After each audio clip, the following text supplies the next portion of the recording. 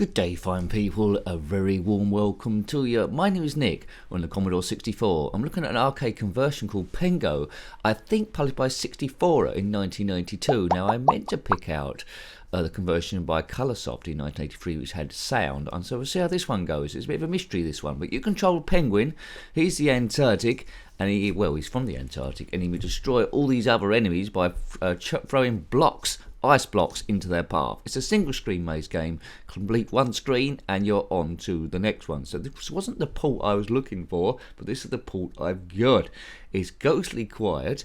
I think the actual conversions, I might be wrong, I've got music playing throughout, but it's a game we've reviewed on quite a few systems, a few homebrews, particularly on the ZX Spectrum regarding this game. So at the moment then, it's pretty slow. I've got onto screen 2 without any problems. In the top right hand side, it's the lives you got left, represented by those hearts. By pressing fire button, when you're by a block, you can fire that.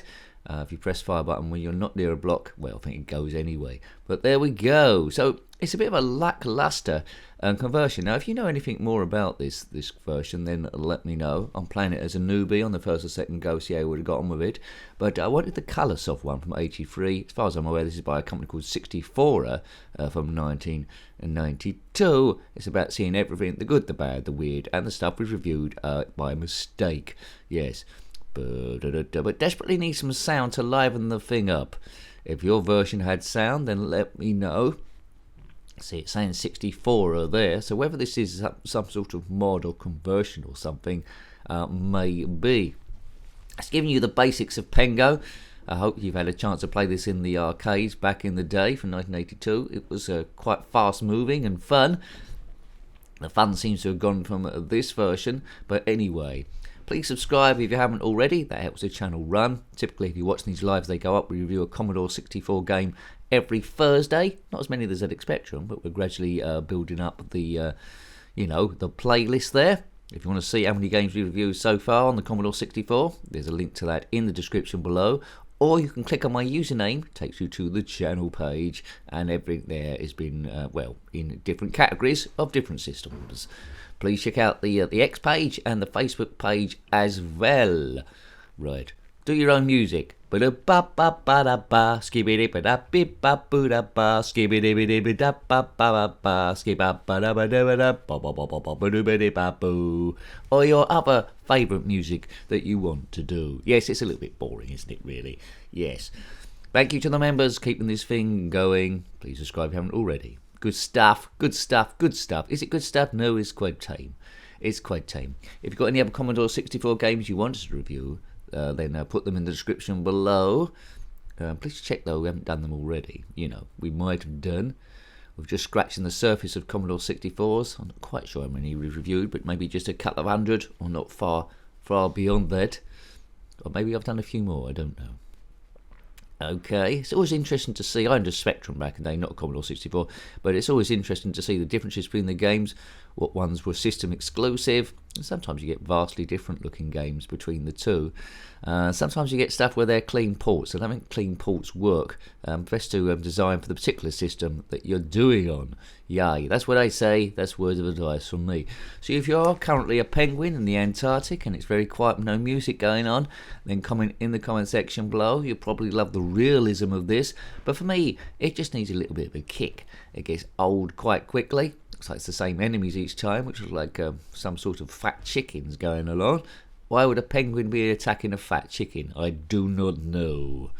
It's a sort of game, I think it's already happened, where Inafuto can get hold of it, a home brewer, I think from Japan, and do his own slide on the thing. He does like those magenta ghosts. I've viewed quite a few homebrews from him on the Spectrum. He's converted on various different systems, so I need to get my act together and maybe look at his work on the Commodore 64 as well. Yay.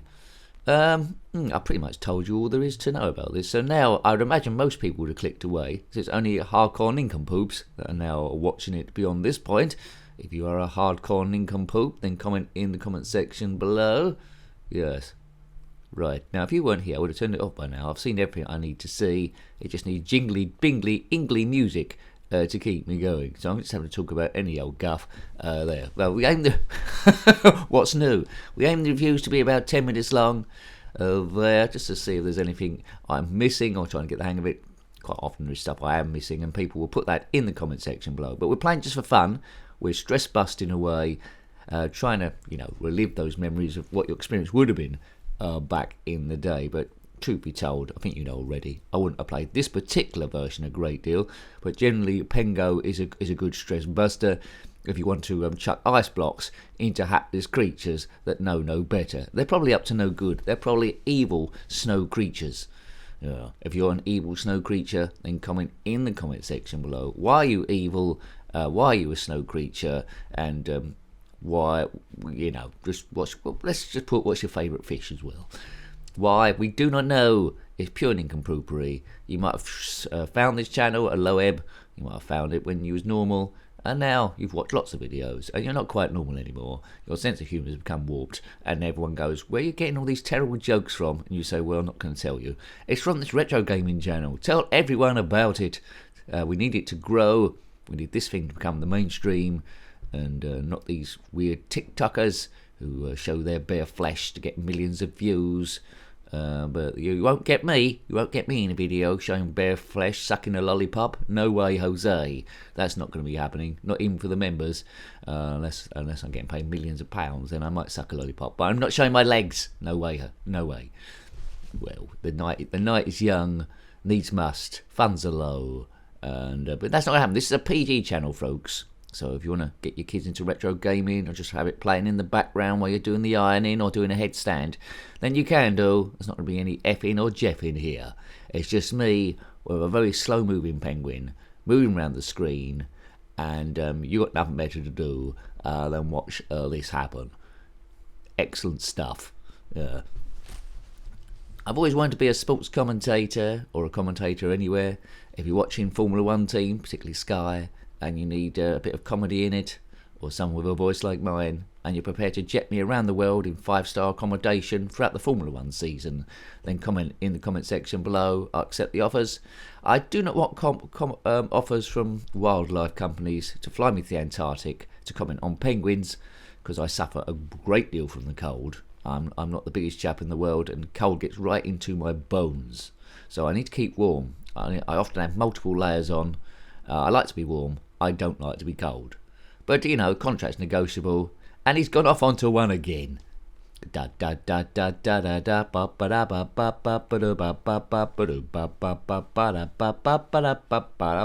Engine King.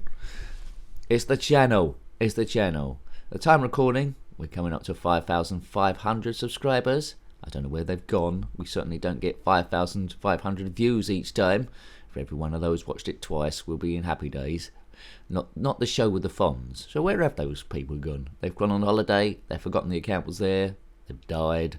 Something like that. Hopefully not died watching this. But this is a tricky game to like. It's not really advancing anywhere. The difficulty level is not really going up. The enemy is staying the same each time. There's not much incentive to get much further, and it's pretty poor, really. It's essence of Pengo, Pengy, or without being actually the game itself. So they've rather missed the point. Avoid this one. It come late in the Commodore 64's run, 1992. Kids always wanted the latest stuff, and they'll probably be on 16-bit systems then. So something had to be extremely fantastic on 8-bit for them to go back and play it. Is this extremely excellent and fantastic? No, it isn't. It's too lackluster.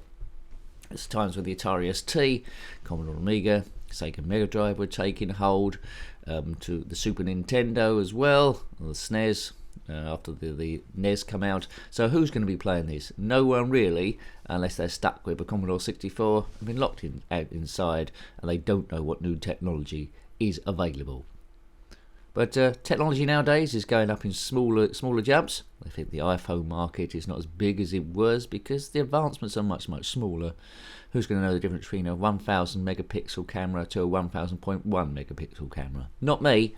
My eyesight's so bad I struggle between 8 and not far above that. But I'm pushing blocks around, and I need to get out of here because there's not much more I can tell you about this game. And I've pretty much exhausted what is there anyway. I don't think you're going to be playing it, but I might be surprised. So hopefully have a look at that one. It was Pengo on the Commodore 64, published by 64 in 1992. A rather bland, unexciting game, an exciting conversion. The arcade game was much better. I would say check out the version from Coloursoft in 83, which I haven't reviewed yet, but it must be better musically. So till next time, put your comments below. But till next time, take great care of yourself and a very fond goodbye. Goodbye. Do your own music. Ba-da-ba-ba-ba-da-ba, skibidi-ba-da-bip-ba-boo-da-ba, skibidi-bidi-ba-da-ba-ba-ba-ba, skibidi-ba-da-ba-da-ba-da, ba-ba-ba-ba-ba-ba-ba-ba-ba-boo.